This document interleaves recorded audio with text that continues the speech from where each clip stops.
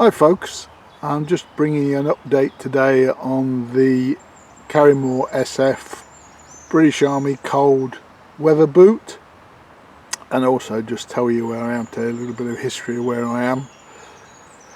Now you will find another earlier video on the channel about these boots. This is my first update because I've covered over 500 kilometers in them, and my plan is always to try and give you an update after that sort of period of time.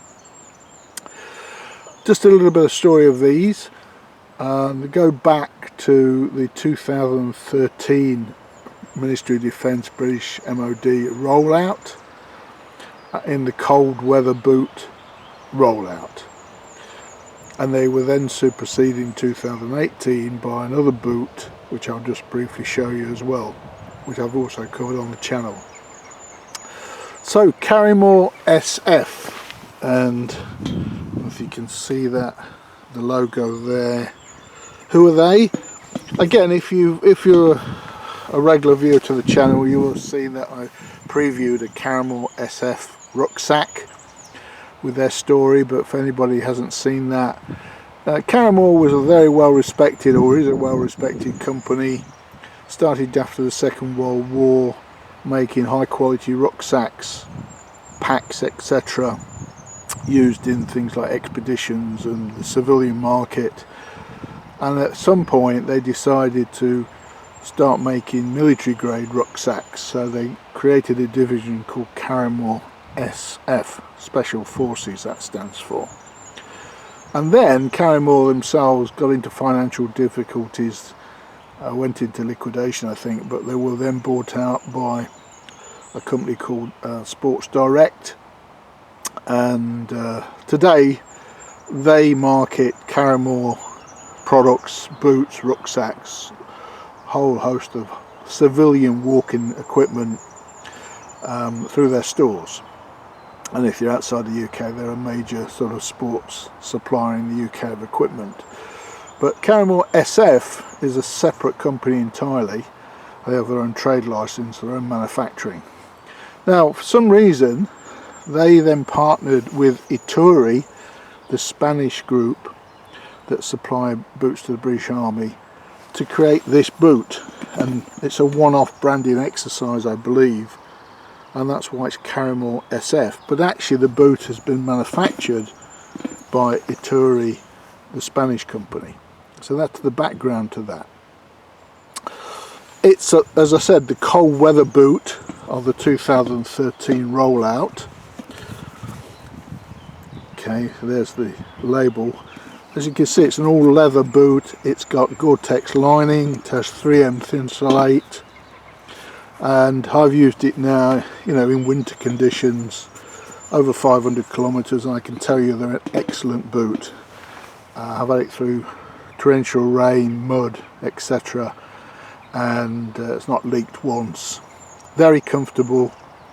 One thing I find with Ituri is the leather they use, or maybe the way they tan the leather, makes it a very supple type of leather.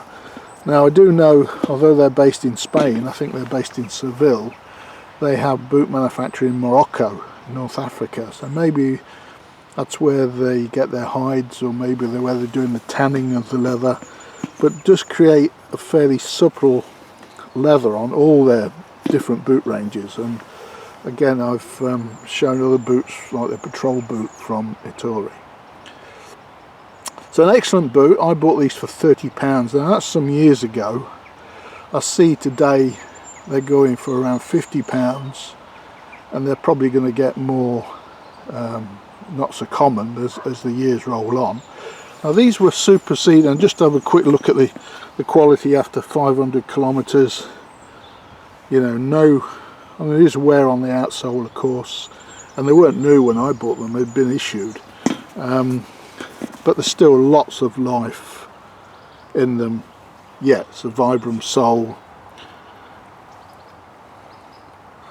I've had them through the mud, cleaned them up of course with the Altberg leather grease, or a bit of dubbing probably at times, although on a Gore-Tex boot dubbing's not really recommended because you want it to breathe probably. and there's another logo on the tongue. They are the enclosed loop lacing systems, because the British MOD insist on that to avoid problems with things like parachute lines, etc. So a great boot. Now they were then superseded by another boot by Ituri in the 2018 rollout, which again, this is all on the channel if you want to interested in seeing these. And when you look at this, there are some technical differences, I believe, in terms of the type of Gore-Tex lining, but to my eyes, you know, they're very, very, very similar. And in terms of performance, I would say they're identical for all practical purposes.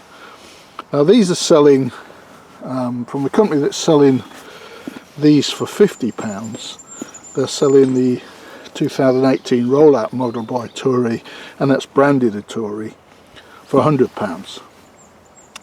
So I guess you pays your money and takes your chance. I guess it's what you can get wherever you are in terms of the size you need, and then the price you can pay. But these are an excellent boot, and even to £100, I think that'd still be good value. But if you can get a pair of these for £50 or something like that, then I think it's excellent value. So the Ituri or Karrimor SF, which as I say is really an Ituri boot, just branded Karrimor SF as a one-off branding exercise. And as I say, Karrimor in the civilian market have walking boots and packs, etc., through Sports Direct. But I think they're of a different standard, to be honest, compared to some of these boots like the ex-army, British ex-army boots. So, hope you find that of interest. I'll just swing the camera around and well, I'll take it off actually. I'll take it off the tripod and just talk a little bit about where I am today. Got an interesting backstory.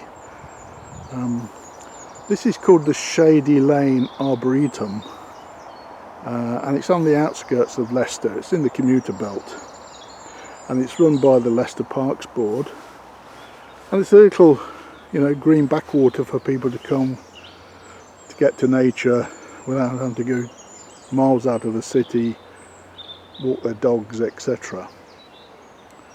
Now in the 1940s, during the Second World War, there was a camp here for soldiers of the American 82nd Airborne Division. They took off for D-Day, and then later on were involved in operations like a Bridge Too Far. And there's an airfield nearby that they took off from for various training flights, etc. I think they actually took off for those operations from there, but they were training on gliders and the tug pilots. Anyway, if you're interested in that, I've actually done what I call walks with a difference, and one of those, can't remember which number it is now, I think it's the last one I did. You can view the airfield on there in that story, and also a memorial to them in the city of Leicester. Now after they'd moved on, this area became, the camps were used for prisoners of war, Italian and German prisoners of war, from sort of 1944 until around 1948, even though the war finished in 45. Obviously with the destruction of countries in Europe, obviously Germany destroyed a lot, then people were still kept. Some people didn't want to go back, of course. In fact, of all the prisoners in the UK, something like 25,000 stayed on, many marrying local British women, raising families, and probably never went back to Germany. And I've met a couple of those over the years. But even the ones who wanted to go back, obviously Europe was in terrible state, so they kept here for a while. And the British government of the day, perhaps unlike a separate issue today, but looked up that they had to earn their keep, so they were working as low-cost labour in the local farms around here. And the people who kept here were kept as displaced persons for a while, and then obviously eventually integrated into the society with their families, etc.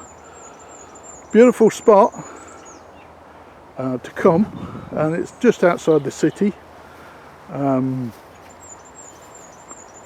Obviously a lot of these trees will have come up after the war, and the 1948, when they closed all the camps, they demolished all the buildings because people were using it to squat in, probably, who'd again maybe lost their homes during the war.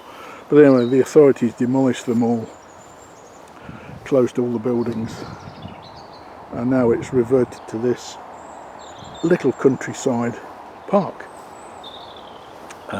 Shady Lane, near the village of Evington in Leicester. Alright folks, hope you found that of interest, and back to the Karrimor. Well worth getting a pair. They're fairly heavy, I haven't actually weighed them, you know, but they could be used, I think, during the UK, apart from the heights of summer. You could use them year round, really. I don't find them too hot to wear. Obviously they are a cold weather boot, designed for that, to be worn with, you know, thicker socks, etc. But I don't find them, you know, I'd use them in the autumn, the spring. I mean, it's May at the moment, coming on to June. It's been very warm, actually. It's a bit chillier today, and you know, you could use them on a day like today and not feel too hot in them. So if you can pick a pair of these up, I think it's worthwhile. Or of course the actual other Ittori cold weather boot, and as I said, you'll find the reviews on the channel about that separately. Alright, so hope to bring you some more boot videos in the near future. So take care out there. Bye for now.